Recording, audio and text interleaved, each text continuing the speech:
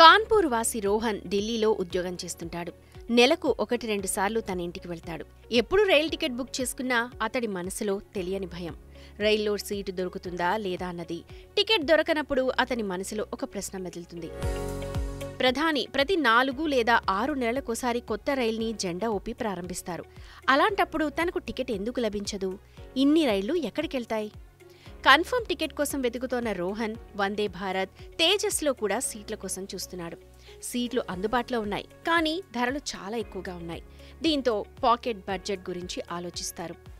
చివరిగా రోహన్ తన బ్యాగ్లను తీసుకుని జనరల్ కంపార్ట్మెంట్లో బయలుదేరాడు.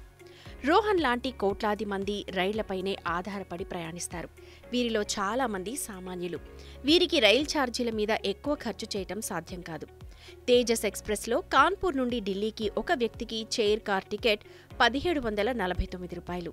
ఇందులో 555 డైనమిక్ ఛార్జ్ ఉంటుంది. అదే సమయంలో స్వర్ణ శతాబ్ది చైర్ కార్ టికెట్ డైనమిక్ ఛార్జీతో 1240 రూపాయలు. సూపర్ ఫాస్ట్ రైల్లో థర్డ్ ఏసీ నుంచి ఫస్ట్ క్లాస్ ఏసీ వరకు ధర 775 నుంచి 1815 వరకు ఉంటుంది. తేజస్ చైర్ కార్ ధర శతాబ్ది కంటే 509 రూపాయలు ఎక్కువ కాగా, సూపర్ ఫాస్ట్లో third AC, second class AC ఛార్జీలు వరుసగా 974 రూపాయలు, 650 రూపాయలు.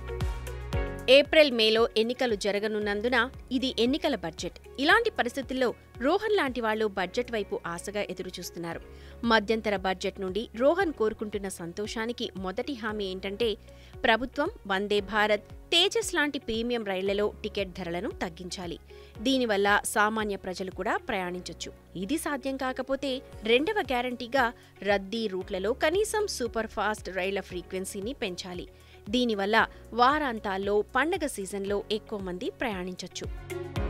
రైల్లో ప్రయాణించే రోహన్ వంటి వేలాది మంది ప్రయాణికులు కూడా ఆహారం నాణ్యత గురించి ఫిర్యాదు చేస్తారు. ఏడాది క్రితం భూమిక అనే మహిళ ట్విట్టర్లో ఐఆర్సీటీసీకి ఫిర్యాదు చేసింది. టికెట్ ధరలు రోజురోజుకి పెరుగుతున్నప్పటికీ ప్రయాణికులకు నాసిరకం ఆహారం ఎందుకిస్తున్నారని ఇలాంటి ఫిర్యాదులు తరచూ సోషల్ మీడియాలో దర్శనమిస్తుంటాయి. కాబట్టి రోహన్ బడ్జెట్ నుండి కోరుకునే మూడవ హామీ ఏంటంటే, టికెట్ ధరలు ఎక్కువగా ఉన్నప్పుడు ఆహార నాణ్యత కూడా బాగుండాలి. వృద్ధాప్యంలో ఉన్న రోహన్ తండ్రి కూడా బడ్జెట్లో సంతోషకరమైన హామీని కోరుకుంటున్నారు. ఇది సీనియర్ సిటిజన్ల కోసం రైళ్లలో రాయితీ ఛార్జీల పునరుద్ధరణకు సంబంధించింది. కోవిడ్కు ముందు సీనియర్ సిటిజన్లు అంటే 60 ఏళ్లు లేదా అంతకంటే ఎక్కువ వయసు ఉన్న పురుషులు రైల్ ఛార్జీలలో 40% తగ్గింపును పొందేవారు. అయితే 58 ఏళ్లు పైబడిన మహిళలకు 50% తగ్గింపు లభించేది. దీనిని కోవిడ్ సమయంలో నిలిపివేశారు. తర్వాత మళ్లీ రీస్టోర్ చేయలేదు.